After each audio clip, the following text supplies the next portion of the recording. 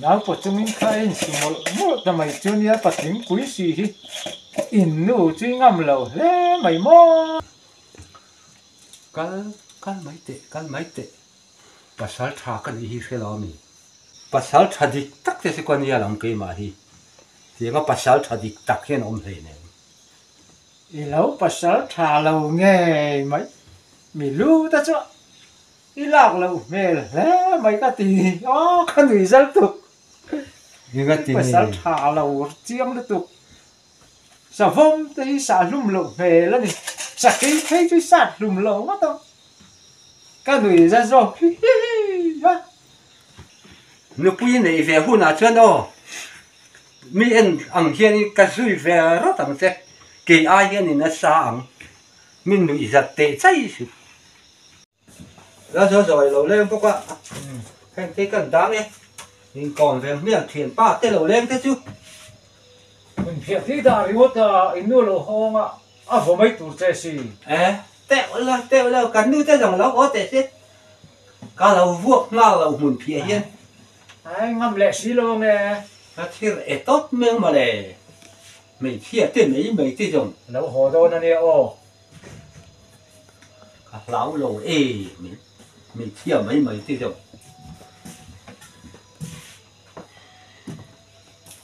muốn te khai lâu là phiệt nè nghe nuôi lâu có lò muốn te khai phiệt rồi nuôi nào thì mình lâu lạc sọc về thì à tiêu lâu mấy phụ khen sen cả mua ngà phone te cái em đòn chuan thoát te khăn nốt phải bốc la e rong e bol nga e rong e bol zo i đây bol về tôi nào có chung khan chuan nặc tu cả nào có chung in liền là chủ đen về để đòn nha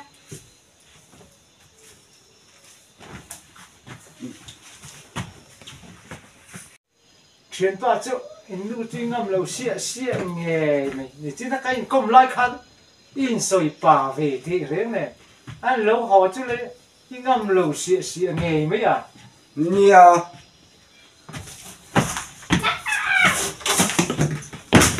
thì tao ấy thì về đó rồi dạ vui ông lúc tao khăn phiệt rồi nào thì khó ơi rồi thì chập răng sụ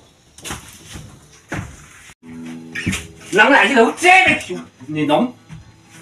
gặp quốc ir mấy tụi xe nhé nu về lại thu quần đu rồi mấy bọc gì mi phốt răng sụ nào phốt dùng khăn thì khăn là cái nào coi sụ tụt đấy đây sụ đó nào phốt dùng khăn thế thì tụi dùng cắt thì viết tụi nó này bị cái nhỉ khăn trái à tôi đây để biết không à thì chắc mà thế chứ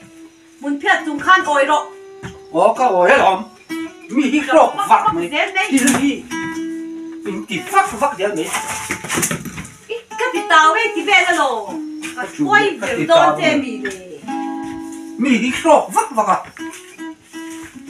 dạ ui ông nó tụt mấy cái tiệc cái gì về thôn coi cái tao về thế là gì gặp phố thì viết mấy tụi này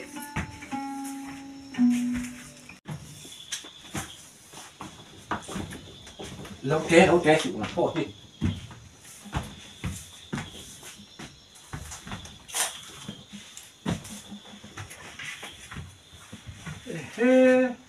ê chú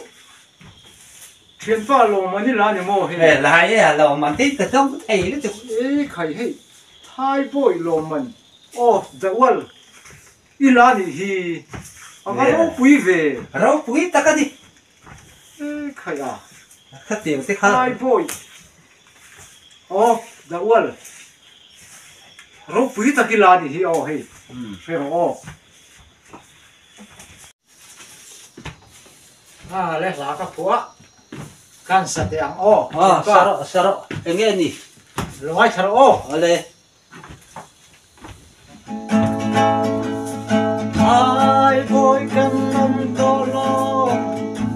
Jerusalem hara văn gì đặc em Jerusalem chút bạn đến ống nghề mấy ít lát của về khát sinh mấy đã rồi khát tiền lá cái sinh ấy là vậy à là lúc lì ấy mấy lòng thiếu mấy lòng mẹ cái có mà cái chắc gì có đâu thiếu mấy lòng mẹ liên tục nuôi cái sự cái mình sẽ cắt kia dấu to in sụp tu cái lần lắm nghe in xuống chứ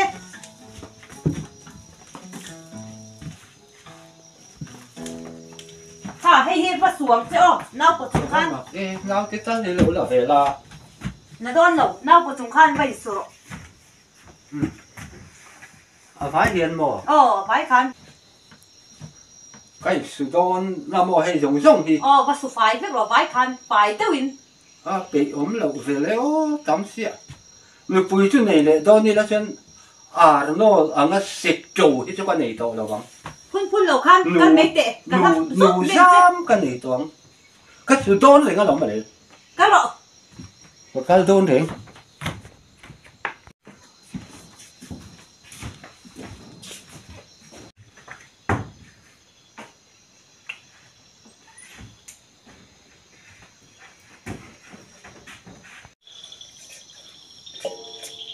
nào có chúng mình khai sinh một tầm mấy chỗ này bắt tính quý sĩ hi in nụ chuyên ngâm lẩu lẽ mày mò ngâm dán như thế cái tỷ phù lộ pala dán lẩu thế này rằng cái chân cắt lọ liệt phô mà để nung ra theo các vật được click mấy mà để mấy chia mấy thế dòng cả lão lẩu em mới xây á ngồi bên khăn in su về mấy tệ cái gì su đấy mà lẩu hay cái gì su kéo đòn thâu mà lẩu nuôi sao ta không mà phone thế khai lẩu vậy mấy rồi lẩu vào mua đẹp rồi akal thấy thôi mi cái thấy đấy to không mà em đẹp to hát tiền sinh cái tún trùm rồng cả là lọ liệt lẹng tỉ hi cả ring cắt này mi pa cái này lòng cái mấy tệ pasal thà cái gì phải lo mi thấy không pasal thà đi tắc thì quan gì lòng cái mà hi thì có pasal thà đi tắc hiện ông thầy này lâu pasal thà lâu nghe mấy mi lu ta cho đi lạc lâu mẹ là mấy cái tí cái người dân tục pasal thà lâu chiang được tục sao vong tới xả lùm lâu về là này xả cái thấy chứ xả lùm lâu mất đâu cái người dân rồi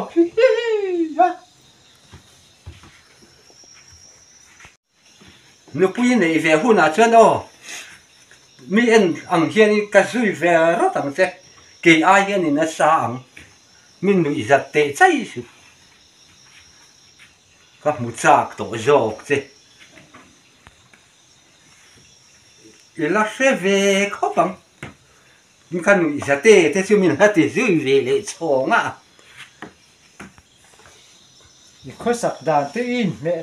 to ngày mấy thì khá đi nó to rồi mấy rồi in bia cái nó họ sẵn năng chứ lâu bắt thu rồi tiếng bùi ta cần lại in thôi nhé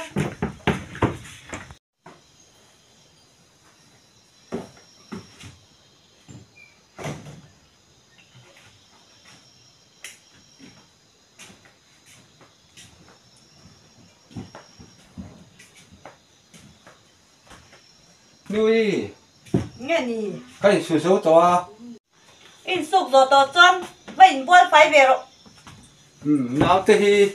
lâu là về là nào của chúng khăn vậy buôn rồi chúng mình nào bổ sung anh buôn mà nắng mai thì mấy lỗ nào của chúng mình buôn thì các bạn rồi nào bổ sung xiêm châu hít thiềm tu rồi nì lỗ buôn nào của chúng mình buôn thì các bạn rồi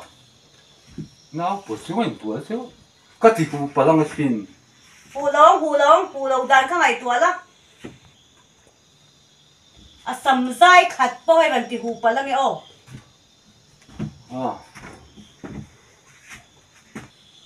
chuyện ba nào bắt chúng cho nên buôn đón tầm mấy mi cái buôn mấy lần thì chưa nào là tôi này hết là gì cái buôn mấy đón xin đấy một năm đón về em teng can em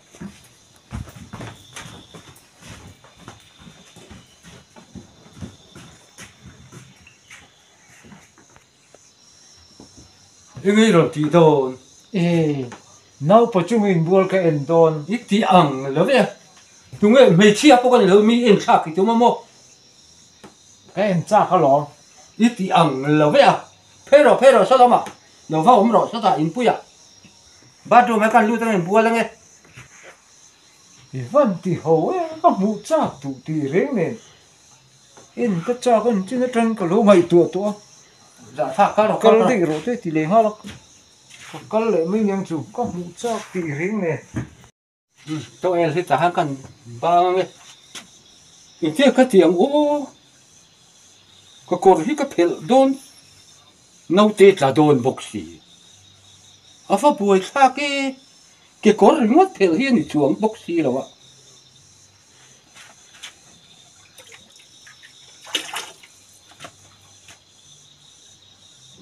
nấu tết hủ đôn bốc xì nấu tết sắm giải bắt đầu làm thì hủ suốt thì bốc xì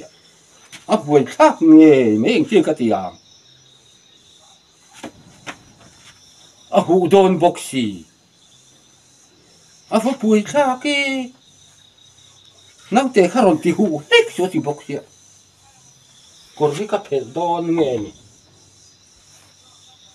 thì ở là đôn bốc xì nấu tết à ngày nó cái fellow cái lấy top mấy đôn mà nè rồi thì hủ suốt thì bốc xì à ngày nó bốc cái fellow anh kia thì chi nghe thì thằng cái thiam tay lệ do cả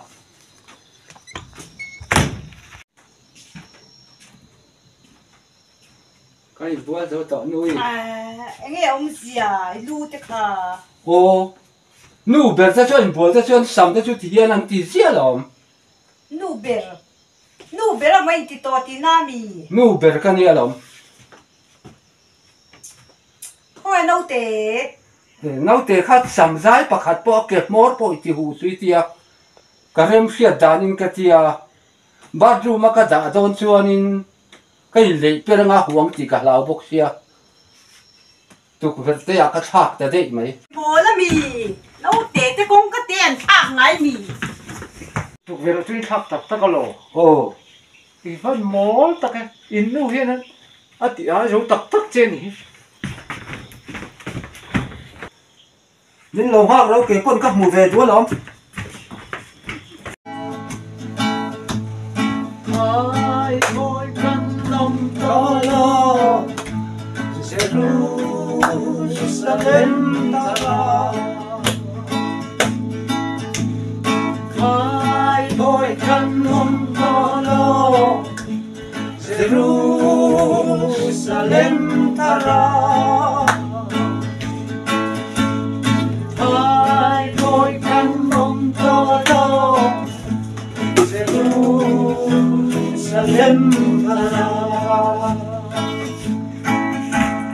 ai gọi căn